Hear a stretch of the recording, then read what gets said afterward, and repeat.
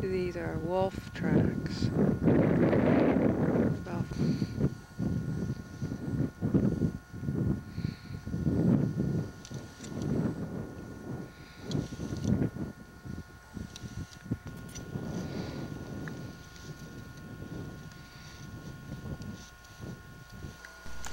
Well, a white potentilla.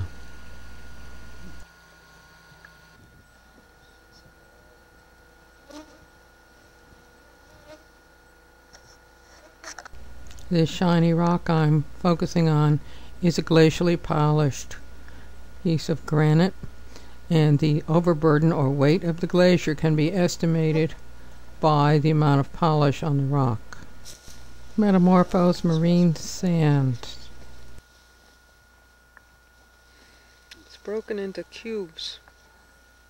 It's all a sedimentary marine deposit of sand that has been metamorphosed.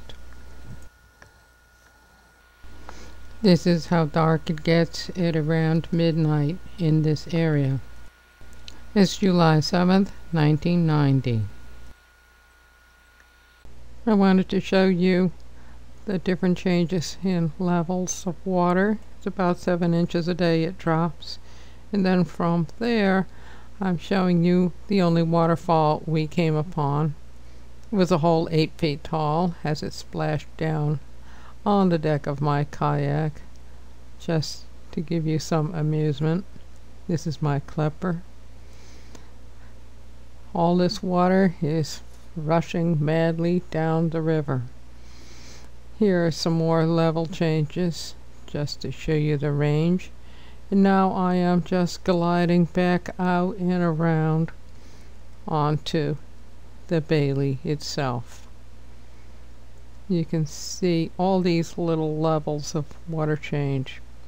Every day it drops some, and we were very glad we started the journey when we did in June. We had paused upriver for lunch, and here is the vanguard for this group of caribou that are crossing the river in front of us. We stopped while this was taking place for about a half an hour, and then we decided to charge, and they stopped and turned around, so we were able to continue paddling onto our next scene. Here we come across some wolves. Wolves chasing Canada geese, which are flightless.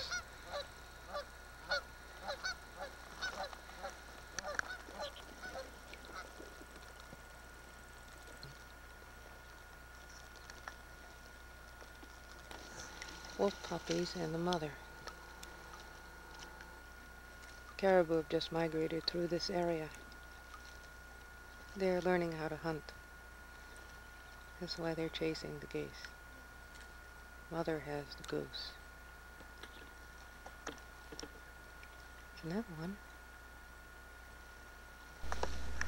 Now we come across some muskox in a willow thicket, busily enjoying themselves, stripping the leaves from the branches as we are sitting in our kayaks. I never thought about it before, but looking at these willows in this footage, they're really quite tall, and they have to be the tallest trees in the area after we have come down the river from the glacial refugium. These musk ox just simply looked and stared and proceeded to never know what to think of us, as we were just sitting there very quietly in our kayaks watching them. Only because we were in kayaks could we so easily get close to them. Here are a couple of gulls overhead. These are the first we've seen in quite a while. Here is metamorphosed sand deposits that have been glazed by the sheer weight of the glacial overburden on them. Glaciated rocks. glaciated granite, smoothed and polished by the glaciers passing over it. Now we are just at the junction of where the Baillie blends into the back river, and we are sitting on the headlands facing back toward the Baillie. There are pink sandstone hills on the opposite side, which is very interesting. And this is just exactly where the Baillie is feeding into the back river. Just to show you what it looks like. The Baillie as it feeds into the back.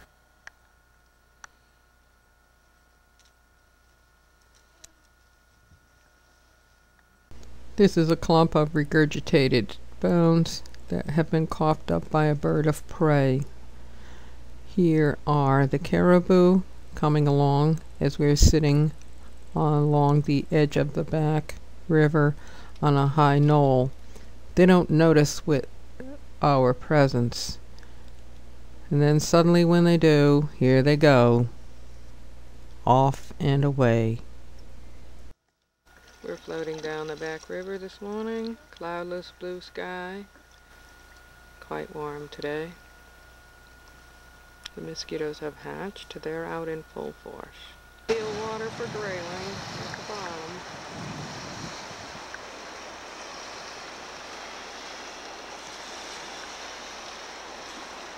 Lupins now in full bloom. Our campsite. A crane fly in a little pond.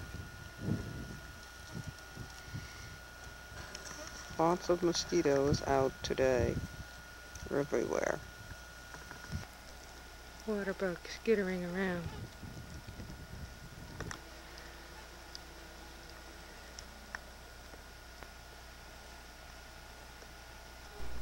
I'm being observed.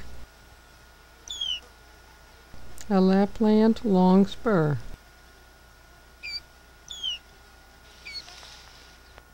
Here is a hearth.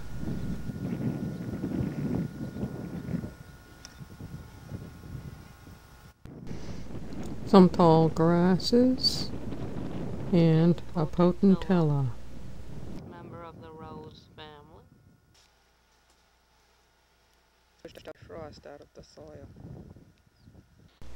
This is an overview of the back river, just to show you how flat the terrain actually is here.